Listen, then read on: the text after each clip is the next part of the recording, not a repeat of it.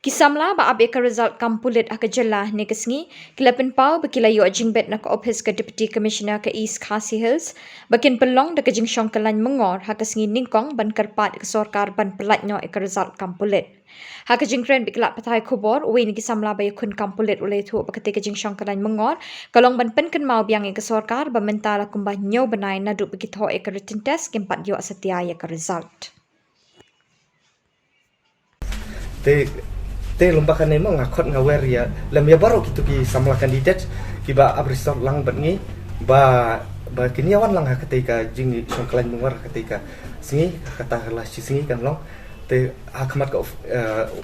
embus office te kum ka dak ban persya ka te ka jing penselan jong ka jing penbi ka te ka written test examination result te ngakot ngawer lang ru ya ki kimi ki pa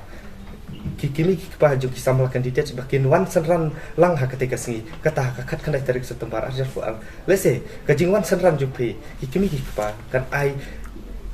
ai ya uso uban I kam kulai te sakawai kawai kamat banga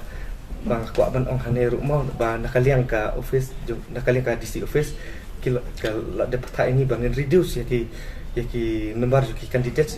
kita iba banwan ketika jingsyong kalan nomor kan bakin pendunai ke ki nomor te katokan ningot no hendrai ngakot ngawer bapin yawan ketika jingsyong kalan nomor jungi kata ni ne jithi ketika singi kino ki bah kuat ban penpau ketika singi ngin ai lat choi kita te ngai yang ade leningi hang nemo ngilak ban syu kata ngilak ban syu yang nak hasaj kita ki badun kam ban karana tu singi ngin ai lat choi kita te perlok baro spread la mekanika message cha baro kita ki perlok kandidat ki basa hakalan ki distrik beper jo ka jela ngejero bakai ka jinge sim bertajuk pri kan long kan sai uso bakam ikloi perlok warak lang ki podcast jo pri ha ketika singi kan nuka ba pidon ban berpau ha ketika singi pila ban berpau hendrai ladami kan nuka jing huri hura nakaliang jongan ni jungi nang ni nyimla ban ba klik kata te sime kan gas lat but what dawe ngi hadin habut ladang ngilak hadin habut bangi klan pentip ngilak pentip batang kan hi kalat bangi pentip sabarok hi kandidat kata ketika for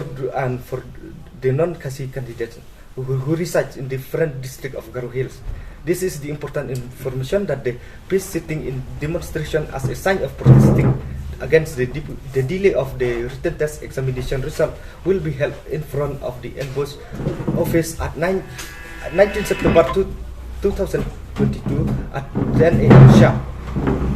So take this opportunity and spread this